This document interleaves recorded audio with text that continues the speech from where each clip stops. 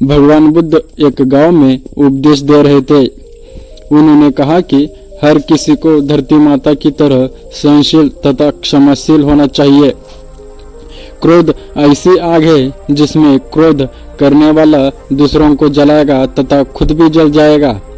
सभा में सभी शांति से बुद्ध की वाणी सुन रहे थे, लेकिन वहां स्वभाव से ही अति क्रोधी एक ऐसा व्यक्ति भी बैठा हुआ था जिसे यह सारी बातें बेतुकी लग रही थी। वह कुछ देर सब सुनता रहा, फिर अचानक ही आग बबूला होकर बोलने लगा, तुम पाखंडी हो, बड़ी बड़ी बातें करना यही तुम्हारा काम है। तुम लोगों को भ्रमित कर रहे हो। तुम्हारी ये बातें आज के समय में कोई मायने नहीं रखती। ऐसे कई कटु वचनों सुनकर भी बुद्ध शांत रहे। अपनी बातों से ना तो वह दुखी हुए, ना ही कोई प्रतिक्रिया की। यह देखकर वह व्यक्ति और भी क्रोधित हो गया और उसने बुद्ध के मुंह पर थूककर वहां से चला गया।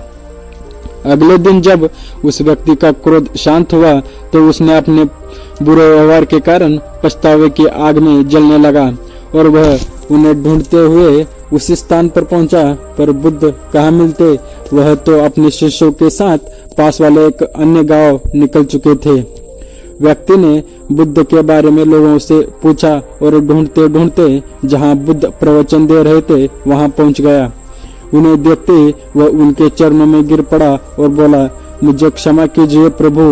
बुद्ध ने पूछा, कौन हो भाई, तुम्हें क्या हुआ है, क्यों क्षमा मांग रहे हो?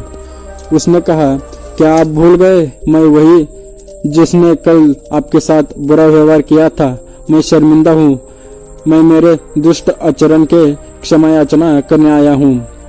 भगवान बुद्ध ने प्रेम पूर्वक कहा, बीता हुआ कल तो मैं वहीं छोड़कर आ गया और तुम अभी भी वहीं अटके हुए हो।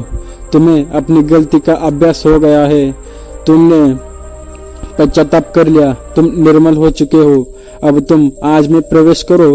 बुरी बातें तथा बुरी घटनाएं याद करते रहने से वर्तमान और भविष्य दोनों बिगड़ते जाते हैं।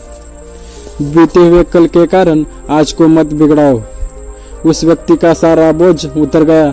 उसने भगवान बुद्ध के चरणों को पकड़कर क्रोध, त्याग तथा क्षमाशीलता का संकल्प लिया।